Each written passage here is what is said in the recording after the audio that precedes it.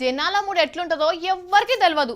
నా మూడు ఎట్లుంటుందో మీకు తెలియదు, మీ మూడు ఎట్లుంటుందో నాకు తెలియదు. ఇక ఓటర్ల మూడు అస్సలు తెలుసలేదు అబ్బా లీడర్లకు. అది తెలుసుకునేందుకు మస్తు పరేషాన్లు పడుతున్నారు. మరి ఏందో ఏం కథనో చూద్దాం. ఓరి నాయనో, ఈ తెలంగాణ జనం ఎవ్వరికి అర్థమయ్యేటట్లేరు అనుకుంటున్నారట బయట రాష్ట్రాల పొంటున్నోళ్ళు.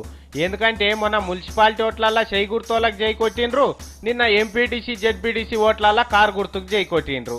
అవి అయిపోయిన 10 రోజులకే ఇవైనాయి. 10 రోజులలోనే ఫలితాలు మార్చి పారేసిండ్రు. అంటే రేపు పొద్దుగాల ఇడదలయ్యే ఎమ్మెల్యే ఎంపీ ఎలక్షన్ల సంగతి ఏందో ఎవ్వరికి అర్థమైతలేదు.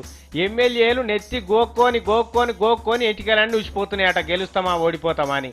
ఎమ్మెల్యేకు ఎంపీకి పోటీ చేసిన వాళ్ళ కళ్ళు మూద్దామంటే భయం అవుతున్నదట. తిండే పేగి పడతలేదట ఏమవుతుందో అని.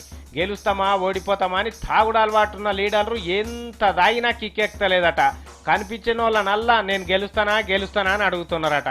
కానీ జనం చూడు లీడర్లను ఎంత పరిశాన్ పెడుతున్నారో. ఎవరి గుండెనన్నా వదలుంటే ఆట్పేలు అయిపోతారు కూడా ఈ టెన్షన్ పడలేక.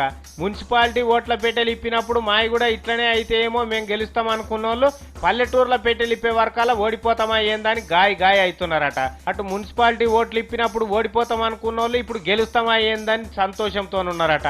ఇక ముఖం కూడా కడుగుతలేరట, ఛాయ కూడా తాగుతలేరట. ఎంతసేపు గెలుస్తామా ఓడిపోతామా అనే భయంలో ఉన్నారట.